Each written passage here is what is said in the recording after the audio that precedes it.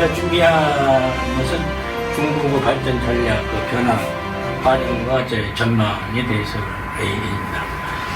우선 오늘날 미중 무역전쟁으로 인해 가지고 기존 국제질서가 크게 흔들리고 있죠. 그런데 역사는 반복된다고 지금으로부터 딱 180년 전, 1840년에 영국과 청나라 간의 무역전쟁으로 당시 청나라 중심 국제질서가 붕괴되는 그런 상황이 있었죠. 그게 바로 잘 알려진 아편전쟁이죠.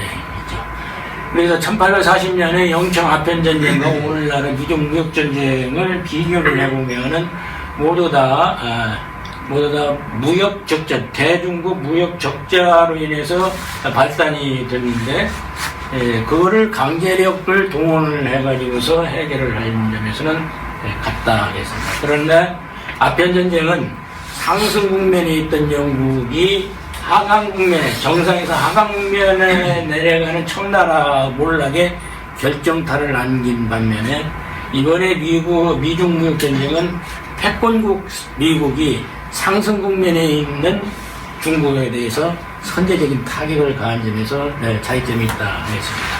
이 아편전쟁은 중국에 있어서는 굴욕과 혼란의 근현대사의 시작점입니다. 그래서 이후 중국은 세계 열강의 침탈 속에서 내부 혼란과 분벌간 내정부를 일으키면서 세계 열강은 반식민지 국가로 전락하게 되죠. 그래서 그 이후에 중국 지도자들은 180년간, 오늘에 이르기까지 180년간 부국 강병을 위한 많은 시도와 실패를 겪어오다가 오늘날 제2의 세계 대국으로 부상을 했고, 앞으로 30년이 49년에는 세계 제1강국의 실현에 도전하겠다, 이런 꿈에 그리고 있는데, 지금 현재 그 패권국 미국이 강력한 견제를 하고 있는 형국이라 하겠습니다. 청나라는 여러분들이 잘 아시다시피 여진족이 이룩한 나라죠. 그래서 이게 4대 강희대제부터 5대 옹정, 6대 걸룡 황제에 이르기까지 약 134년간을 최강성기로 동아시아 강국으로 군림을 했죠. 역사가들은 이 시기를 갖다가 강희대제가 앞장하고 걸룡 황제가 앞장을 따서 강건 성세라 지칭을 하고 있습니다. 이 강희제는 국가 터전을 마련했고, 옹정제는 주춧돌과 기둥을 건립을 했으며, 걸룡제는 대제국을 그걸 바탕으로 해서 대제국을 건설했다는 평가지요. 그런데 걸룡제에 이르러 가지고 자연 외국 정벌에 따른 막대한 국고 낭비, 그 다음에 호화로운 국토 수리시, 고위 관례들의 부패 등으로 인해 가지고서 걸룡제 다음 황제 때부터 쇠락의 길을 걷기 시작을 하죠. 그런 과정에서 1840년에 발발한 아편전쟁에서 패배한 다음에 세계 열강들의 그 영토 분할 및 이권 쟁탈 각축장으로 이게 변하게 되고, 또 그에 반발한, 그걸 못 이긴 국민들이, 그리고 지도자들이 노동난도 들고 일어나서 태평청구군란 등 종교단체라든가 농민들의 반란이 8년간 100여 차례 발생하는 등 통치 능력을 상실하게 됩니다.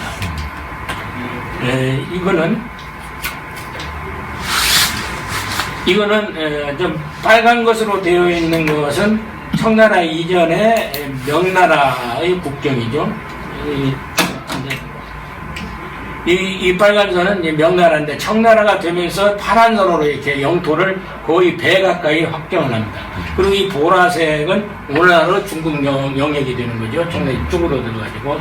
근데 여기서 하나 이제 특징적으로 이렇게 볼 것은, 중국의 역사 5,000년 역사를 보면은 이 연안 해안 이쪽 지역은 그대로 있고, 하나의 절벽이 되고 병풍으로 해가지고 내륙 지역에 확장되거나 축소되거나 이런 과정이 반복이 됩니다.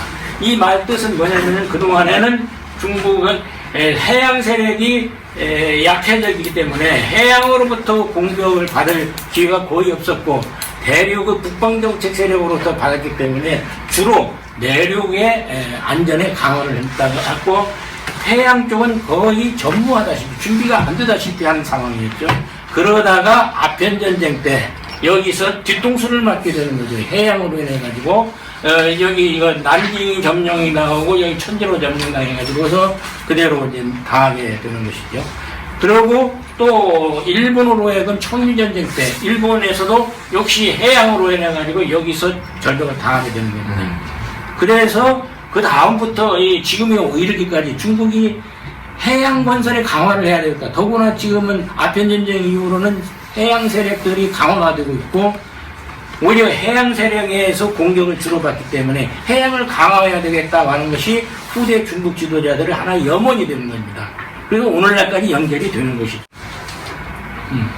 그래서 아편전쟁이 이제 벌어지는데 아편전쟁은 여러분들이 잘 아다시피 해서 간단하게 이야기를 하면은 당시 청나라는 최국 정책을 써가지고서 광교 항구만 대외 개방을 하고 거기를 통해 가지고서 영국이라든가 유럽 지역에 중국의 차, 실크, 도자기 등을 수출을 하고 영국부터 면, 견직물을 수입을 하게 되는데 서방 영국 왕실 같은 데에 있어서는 이 중국의 실크차, 도자기가 수요가 굉장히 많았고 대신에 청나라에서는 면, 견직물 같은 거는 거의 흥미를 안 갖기 때문에 무역 적자가 심했죠. 이 무역 적자를 영국은 아편이라는 걸 아편을 밀수를 해가지고서 적자를 이제 보전을 했던 것이죠. 그래서 1830년대 말에 중국 내에 200만 명 이상이 중독이 됐습니다. 관료, 군대, 군인 할 것 없이. 당시 200만 명이라면 지금은 한 2천만 명 이상이 되는 것이죠. 그래서 청나라가 멸망하게 생겼으니까 병으로 폐쇄하게 돼서 청나라에서 영구 상인 악변을 갖다가 몰수를 해서 소각을 하니까 1840년 영국군이 그 배상하고 무역 규제를 철저히 요구를 하면서 광교 난징을 점령을 합니다. 그렇게 해서 82년에 구력은 난징조약을 체결하는데 중국 사람들은 왜 구력이라고 하느냐? 그때 홍콩섬을 영구 할양을 받습니다. 또 5개 항구를 개항을 하라 열고 그리고 그 개항된 항구에 영국 영사관을 개설을 하게 되고 영국 군인들이 살고 거기서 취해복권 지역으로 나오고 대규모 배상금을 받게 되는 것이죠. 그래서 결국은 이 아편전쟁이라는 것은 뭐냐면 영국이란 국가 차원에서 아편을 밀수를 해가지고 무역으로 침략을 해서 강제적으로 영토를 할양한 세계에서 가장 부도덕한 전쟁으로 평가되고 있죠. 그래서 그것뿐만 아니라 영국은 1860년에 주롱반도를 또 영구 할양한다. 여기 홍콩섬 바로 위에 있는 반도 있죠. 그쪽 지역을 또 영구 할양을 받습니다. 그리고 98년에 있어서는 신계 지역, 그 위에 있는 신계 지역을 99년간 조차하는 걸로. 그래서 1997년에 99년 조차 기간이 만료돼서 반환을 할 때, 그때 이제 이 전체를 갖다가 다 구룡반도라든가 홍콩섬까지 다 반환한다. 이렇게 해가지고서 일국 양제를 도입을 하는 걸로 하는데 이것이 오늘날까지 지금 문제가 되고 있어가지고 홍콩 시위, 장기 시위가 나오는 거죠. 이 그림은 아주 유명한 그림인데 여기에 영국, 독일, 러시아, 프랑스, 일본 이런 세계 열강들이 중국이라는 이 땅, 파의 피자를 가지고 서로 나눠 먹는 이 그림이죠. 아주 유명한 그림이 되고 있죠. 그래서 이러한 상황에서 그러면은 청나라 조정들은 어떻게 했느냐. 오늘날 이르기까지 총 보면은 청나라 조정 자체 자강 개혁에서부터 시진핑이 이르기까지 5차례의 큰 변혁이 일어납니다. 국가 전략이 바뀌는 거죠. 그래서 첫 번째로서는 청나라 조정 스스로가 이제 자강운동을 벌인 거죠. 우리가 중국이란 체제는 훌륭하다. 그런데 군사적으로나 이 통신면에서 좀 부족하다. 그런 것은 서양에서 빌려서 나라를 강하게 부강하게 하자는 중체 서양이라는 것이죠. 그래서 이홍장이라든가 이런 일부 선각자들 이런 사람들이 기존 황제 중심의 체제 속에서 군을 현대화하거나 또는 해군을 그때 당연히 아까 이야기를 했죠. 해군을 통해 가지고서 아단을 통해서 당했으니까 이거를 강화를 해야 되겠다 해서 북양대군이라는 이런 것도 개설을 하죠. 이런 것들을 했는데 이런 것들이 다 수구 세력들이 반발에 부닥쳐 가지고서는 속이 성과를 거두지 못하고 일본 청일전쟁 때 또 해양을 통해 가지고 북양대군이 경멸이 되면서 실패로 끝나게 되죠. 그 후로 광서 황제 집권에 의해서도 또 과감한 입헌 군주제를 도입하는 등 이런 것도 했으나 곧바로 그 수구 세력들에 의해서 황제 자체가 구금이 되고 개혁 세력이 나가는 거죠. 그래서 이 수구 세력들이 또 어쩔 수 없이 이제 통치 능력이 완전 상실이 되니까 901년에 이르가지고 입헌 군주되던 때는 전면적인 개혁을 추진을 하죠. 그런데 이미 때가 늦어가지고 1911년에 국가가 멸망합니다. 이렇게 1840년 아편전쟁에서 11년 청나라가 망할 때까지 71년이 걸립니다. 71년이 걸리는 이 기간 동안 제대로 부국 강정을 이루지 못하고 허송세월만 보내게 된 것이죠. 이때 이런 상황을 본 혁명가 순원은 미국에서 유학을 했죠. 그런 순원이가 전통 질서라든가 가치를 전면 부정을 합니다. 그러면서 청왕조를 타파하고 민주공화국을 수립을 하고 민생경제를 발전시켜 나가자는 삼민주의를 주장을 하게 됩니다. 그러면서 해외 유학생들과 화교들을 중심으로서 세력 확장을 해서 무장투쟁을 전개해가지고 1911년 드디어 10월 10일 날 봉기에 성공을 하게 됩니다. 그런데 그래서 12년 그 다음에 아시아 최초로 공화제 중화민국을 수립을 하게 됩니다. 수립을 하는데 초대 총통 웬스카이가 되고 나가지고선 마음이 변해가지고선 아직 중화민국 국민은 민주주의 공화제를 실시할 여건이 되어 있지 않다. 그렇기 때문에 황제제도로 복원해야 하는 자기가 스스로 황제가 되죠. 그에 대해서 군벌들이 반발을 일으키고 해가지고선 또 십수년간 군벌과는 권력투쟁이 일어납니다. 그러다가 그 과정에서 역시 군벌 중 하나인 장제스의 국민당군이 전국을 통일을 하는데 역시 또 독재 정치로 또 일관이 되고 부정부패, 아주 관료들의 부정부패로 인해가지고 민심이 위반되면서 공산당이 흥기가 되는 거죠. 그리고 공산당과 싸움, 내전, 그리고 일본의 침략 이런 거를 거쳐가지고 결국은 49년에 대륙을 상실을 하고 대만으로 피난해서 오늘날 대륙으로만 남는 겁니다. 결론적으로 이 순원에 의해서 시작했었던 공화제 실험이 37년간 실시를 했으나 국가를 완전 황폐함으로써 끝내게 된 것이 끝나고 말았습니다. 그 다음에 이런 상황 하에서 나라를 통일한 모택동은 1949년에 사회주의 인민공화국을 설립을 합니다.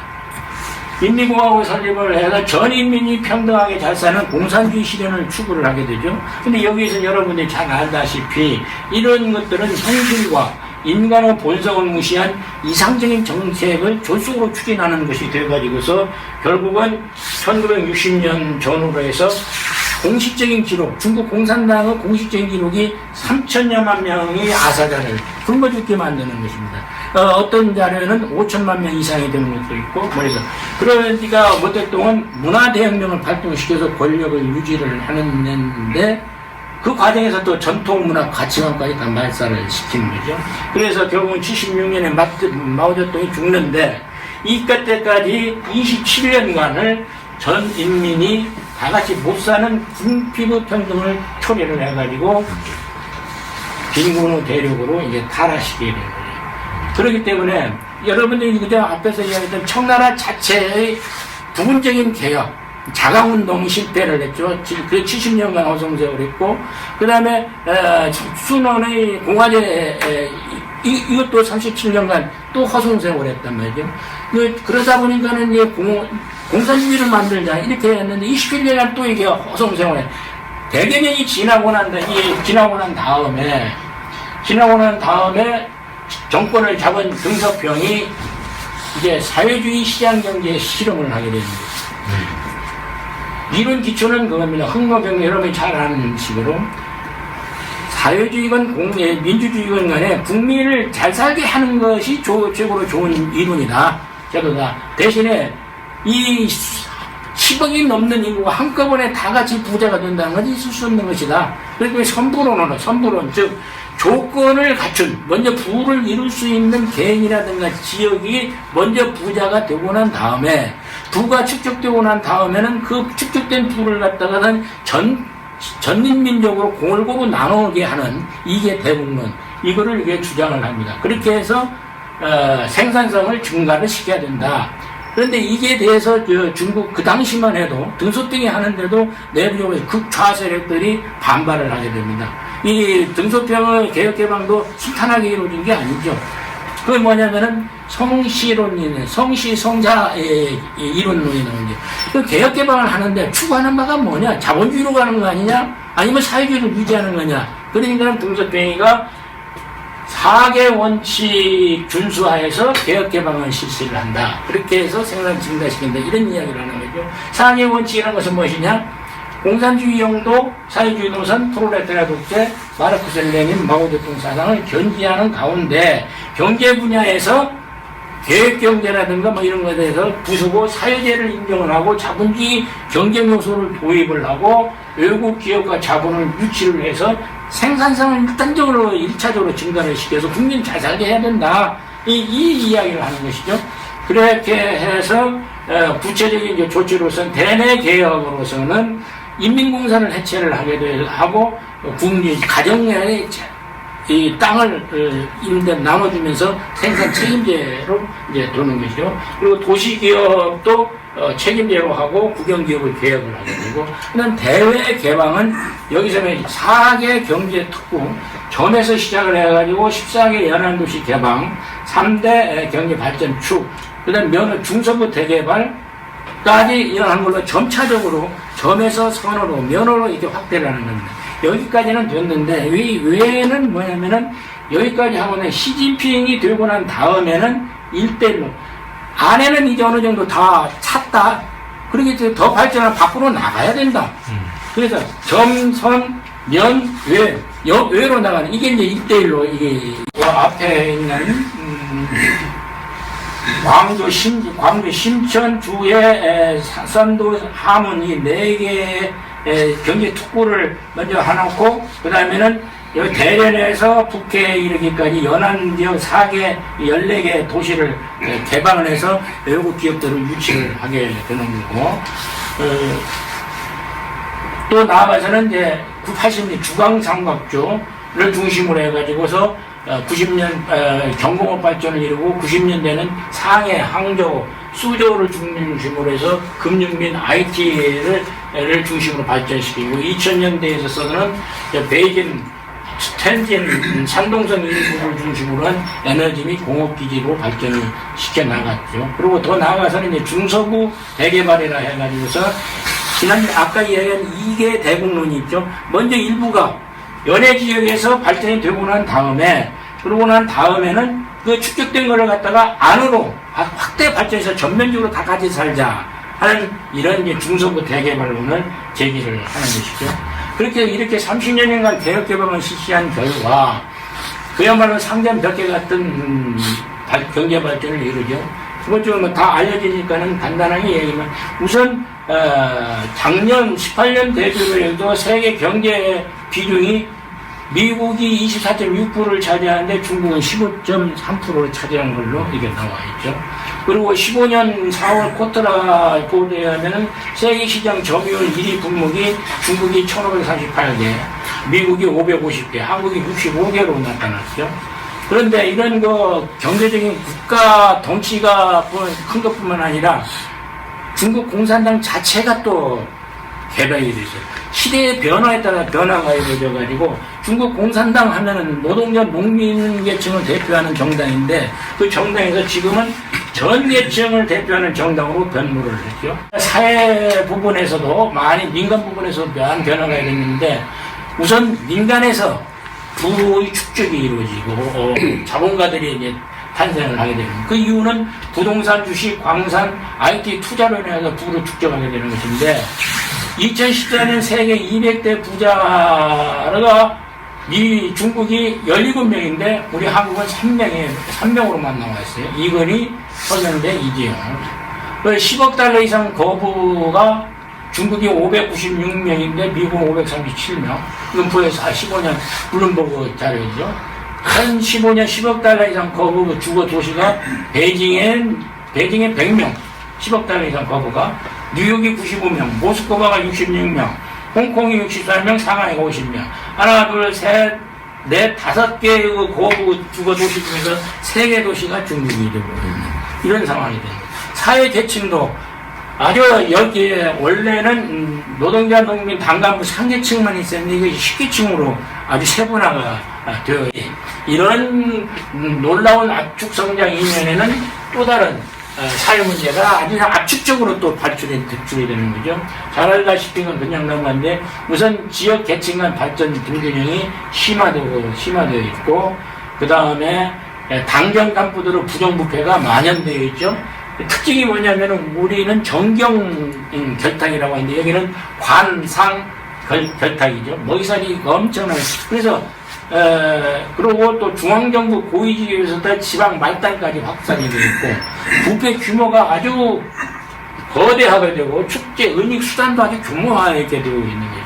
가장 대표적인 것이 2012년에 면직된 전 후공부 부부장 중장급인데 중장급이 축제액이 3조 5,148억 원에 달합니다.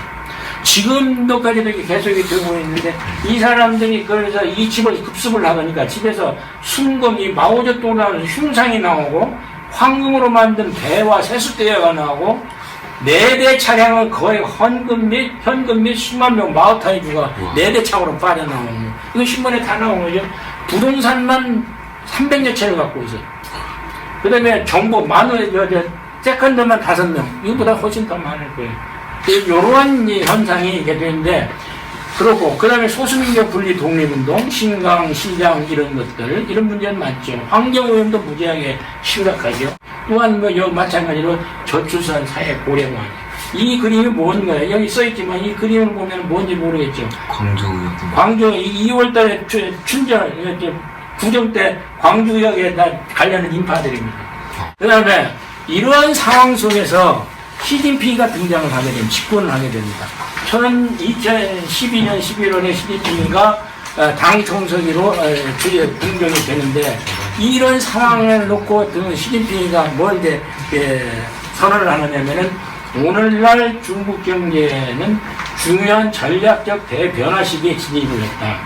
국가 경제 규모가 확대되고 사회 구조가 아주 복잡해지고 그에 따라서 민감한 문제들이 복합적으로 분출하고 있는 시대다. 그래서 지속 국가 발전을 위한 개혁개방, 지금까지의 개혁개방, 30년간 취해온 개혁개방은 이제 한계에 도달했다. 그래서 근본적인 혁신 정책을 마련할 필요가 있다고 이야기를 하게 됩니다. 중국 신창사회 시대의 특징으로는 이제까지 30년간 취해왔던 연 성장률 10% 내의 고속 성장 시대가 저물고 이루어질 수 없다 이제. 그리고 6 내지 7%의 중고속 성장 시대로 진입을 했다. 이제 중국 시대가. 그리고 기존 제조업 중심에서는 이제는 서비스업으로 가야 된다. 그리고 투자 중심에서 이제 소비 중심으로 가야 된다. 소득 격차가 확대해서 이제는 축소로 변화가 되고 있다. 그리고 노동력, 자본 등 생산 요소 투입을 확대하는 방식에서 이제는 과학기술적 신호로 전환해야 된다. 이렇게 이야기합니다. 또한 가지 특징으로서는 그런데 세계 경제의 저성장 및 높은 실업률과 함께 중국 경제 시스템을 안정성을 위협하는 불확실성 요인이 앞으로도 장기간 지속될 가능성이 있다. 이것이 중국의 신창사회 시대의 특징입니다. 그래서 지금 이제 15년부터는 이렇게 가겠다 이거죠. 기존 제조업 공장에서 이제 소비 시장으로 제조 공장에서 서비스 시장으로 옮겨야 된다. 그리 갈 수밖에 없다. 이런 이야기들입니다. 그래서 이제까지 선부론에 의한 성장론에서 공부론 다 같이 부자가 되자 하는 것이죠. 그 분배와 또 분배뿐만이 아니야. 앞으로는 이제 이걸 또 나누려면은 계속 뭐가 생산이 나와야 될 거 아니야. 지속 성장을 해야 될 거 아니에요. 그러니까 이제까지는 단순히 성장만 하면 됐는데 이제부터는 시진핑 시대부터는 지속 성장을 하면 분배론을 중시를 하면서 이 분배를 위해서는 지속 성장을 해야 되는 이러한 고난도 단계에 진입을 했다고 진단을 스스로 하고 그쪽으로 가야 된다는 이야기죠. 그러면서 이제 사회주의, 중국 특색의 사회주의 강국 꿈을 제시를 하게 되는 것입니다. 그래서 공산당 창당 100주년인 내년이죠. 21년에는 1인당 GDP가 전에 이르러가지고 모두가 잘 사는 사업강 사회를 건설을 해야 되는, 이게 중간 목표입니다. 시진핑은. 그런데 지금 현재 보면은 1인당 민만 달러 수준은 이미 95% 달성한 걸로 자료에 나오고 있죠.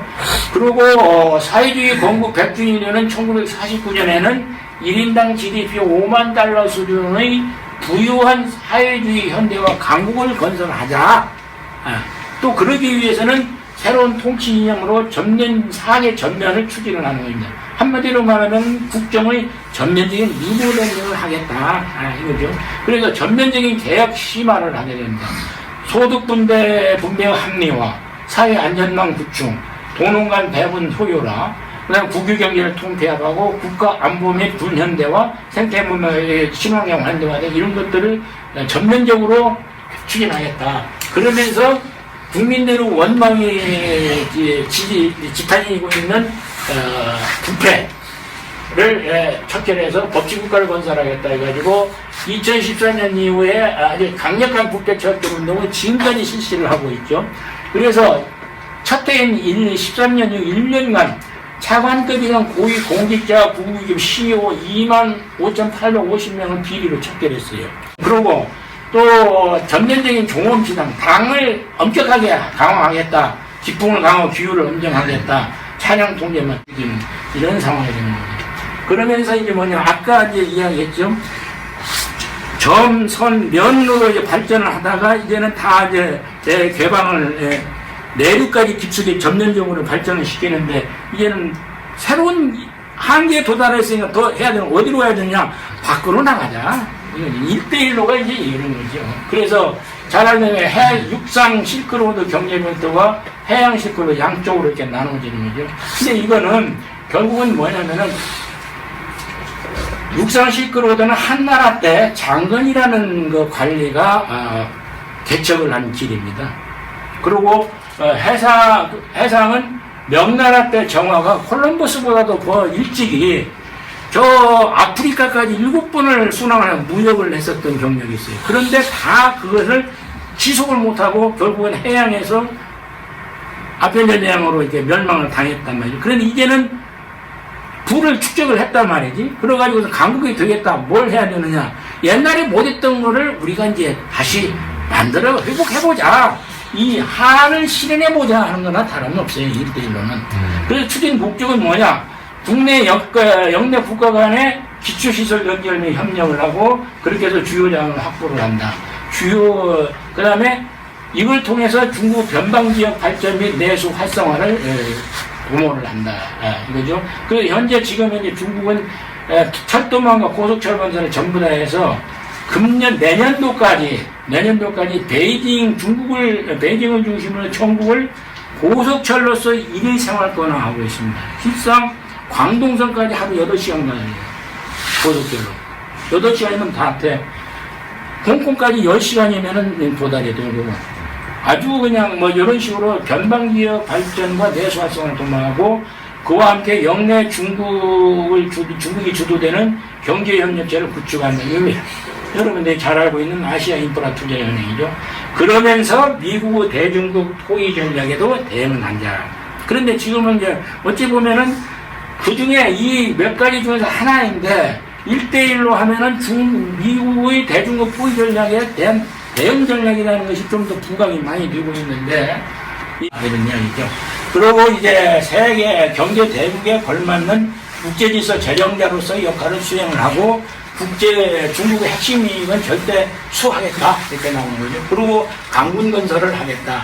그래서 종전에 방어 중심이었는데 이제는 돈도 많고 힘이 있으니까 공격 중심은 특히 연안 중심에서 대양 해군을 건설을 추진을 하는 거죠. 이거는 아까 내가 이야기했듯이 아편전쟁 이전까지는 그 대륙 중심으로 해양은 거의 전멸에다 지켰는데 아편전쟁으로 해가지고 해양에서 또 뒤통수를 맞고 난 다음에는 그 중국의 안전 정책이 해양으로 이제 바뀌어야 되는 능력이 없어지기까지 못했단 말이죠.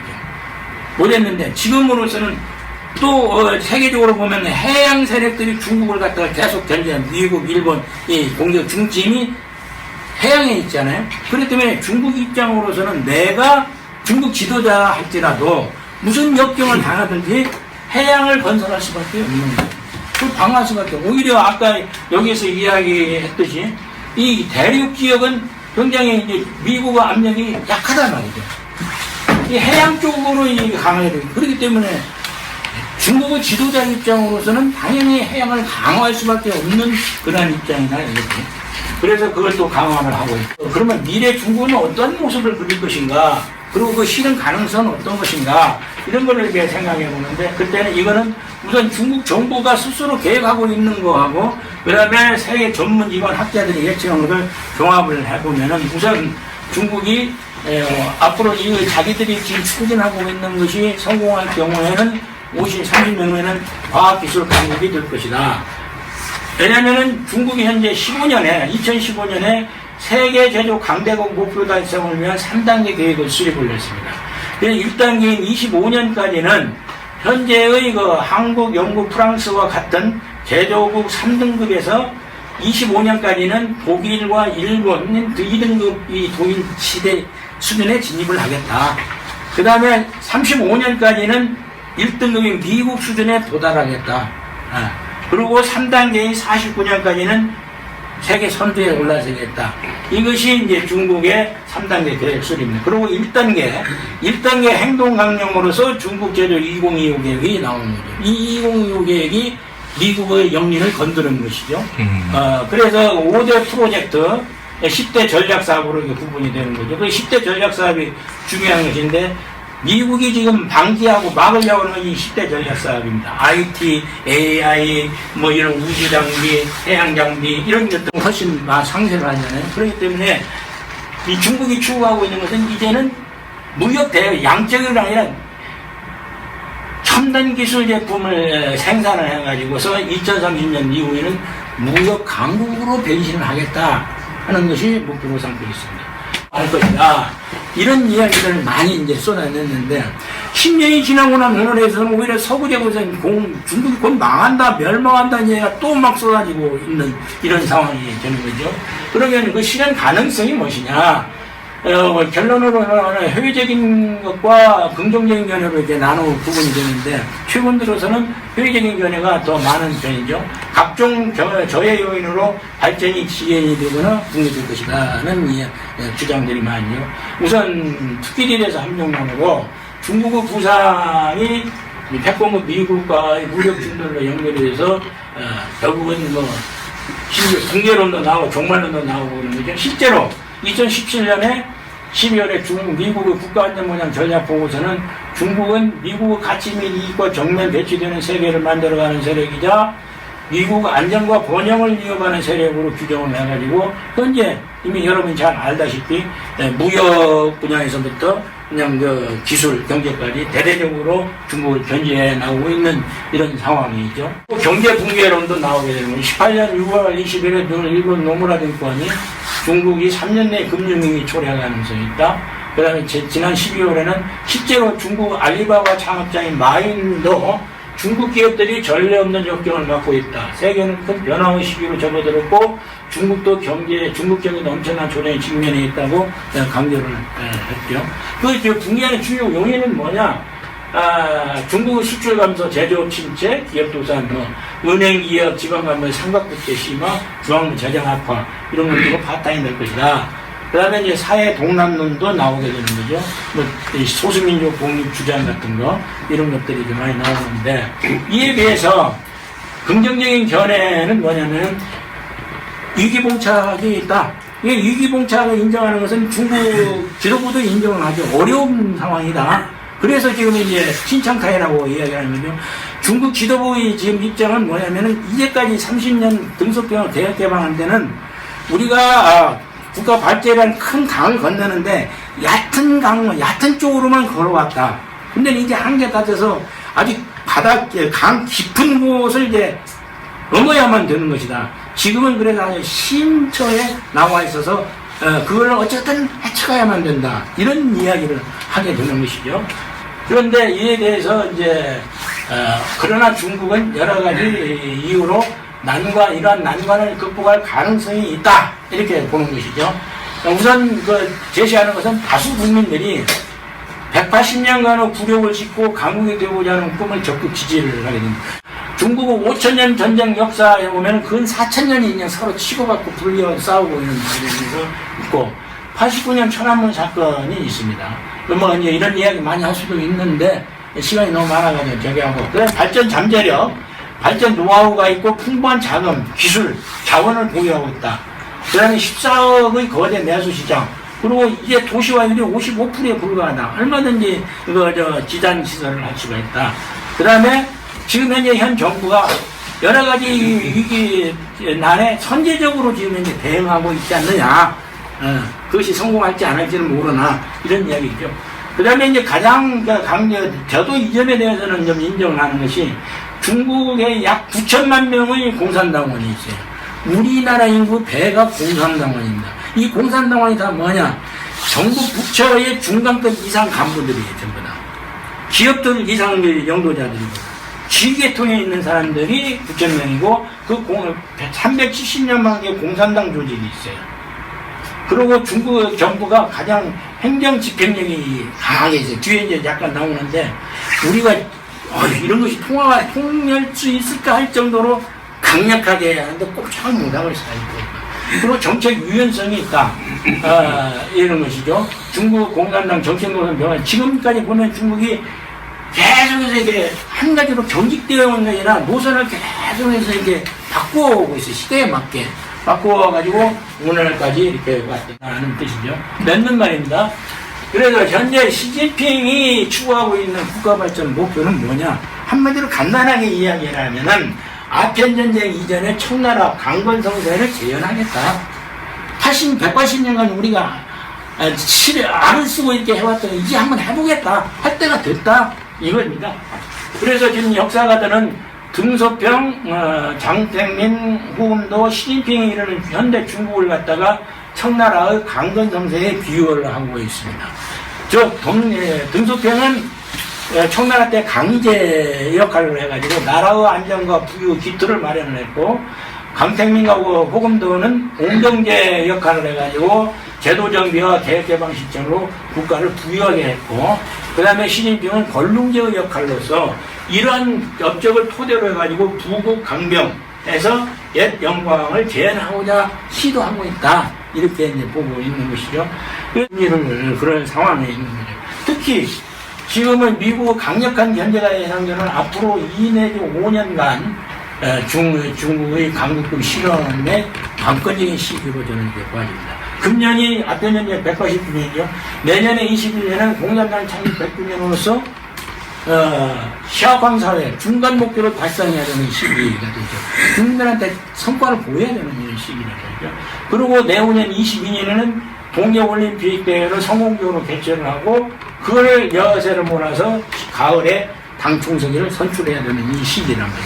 이런 시기를 잘 넘겨야 되는 이 기간 동안 대내외 위기 상황을 극복하는 게 지속 발전의 길을 열게 될 경우에는 중국이 강건성세 목표에 달성할 가능성이 있다. 그런데 그 반대가 될 경우에는 청나라의 아편전쟁의 쇠망의 전쟁을 답습할 가능성이 있다. 그래서 당년 시진핑의 대내외 정책은 뭐냐면은 제가 봤을 때 현 단계 중국은 많이 이제 세계 제2의 강국이 됐지만은 세계 질서에 영향은 줄 수는 있어요. 그러나 이 세계 질서를 좌우할 능력은 아직 미비하다. 이런 말입니다. 그리고 그래서 지속적 발전을 위해서는 양호한 대미 관계 유지할 필요성이 있다. 그래서 대미 무역 전쟁 관련해서는 지구전으로 최대한 시간을 끌면서 흑자 규모를 축소를 하거나 또는 국제 무역 규정 준수. 어차피 언젠가는 중국이 세계적인 지도국가 되려면 국제 무역 규정 같은 건 준수를 해야 됩니다. 스스로도 해야 되는 건데 이런 것들 앞당겨서 준수해가지고 양보하면서 단지 이런 일을 자체 내부 정돈과 자립자금 기회로 활용할 것으로 예상이 됩니다. 우선 당장 중국 공산당 중앙 권위를 강화하고 애국심을 보양시키고 내부 불만의 결속을 도모하고 있어요. 그래서 당중앙회 절대 복종하거나 충성 맹세, 애국지 교육 강조, 사회통제 강화 이런 것들을 심지어는 민간기업 내 당 조직을 구축을 했어요. 그 다음에 복지정책 확대하고 대대적인 소비정책을 촉진시키고 있어요.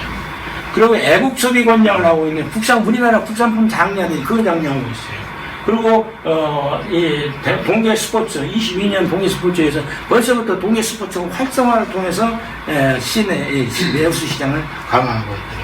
화웨이 스마트폰 애국을 구매한다 이거. 이놈은 전에는 자기가 하는 얘기는 전에는 삼성 거를 썼는데 스마트폰을 썼는데 이제는 화웨이 거 썼다고 아주 조용하고 문구를 이야기하더라고요.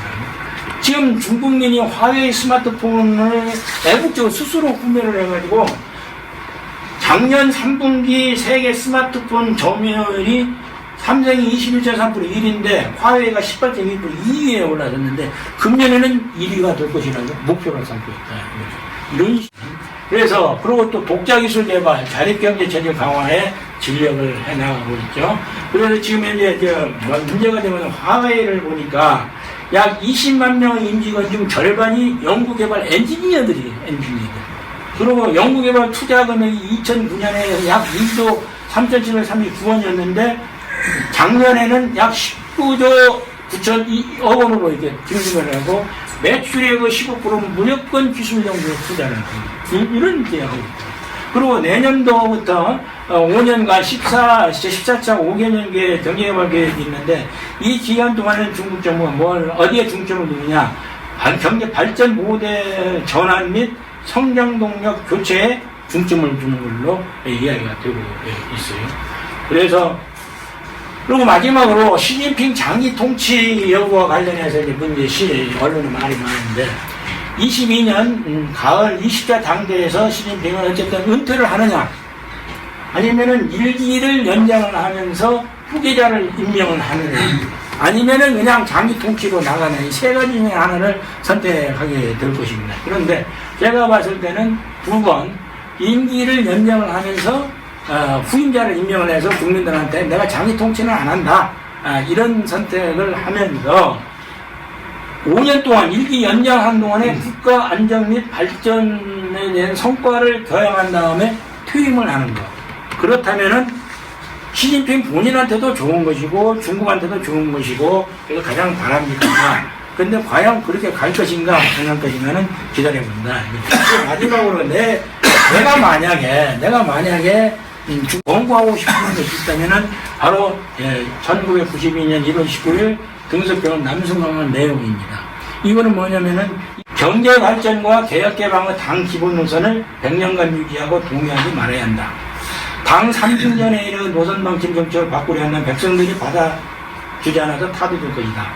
이것입니다. 중요한 건 우가 사회주의를 죽일 수 있지만 좌도 사회주의를 죽일 수 있다. 중국은 우를 경계해야 하나 중요한 것은 좌를 관계하는 것이다. 등석병이 한 얘기예요. 그런데 이 말은 사회주의 또는 민주주의를 막론하고 극단적인 이념 노선은 해양이 되면 지정하는 것인데 지금의 중국, 지금이 시진핑이 가고자 하는 게 아주 적합한 말로 생각이 됩니다. 이렇게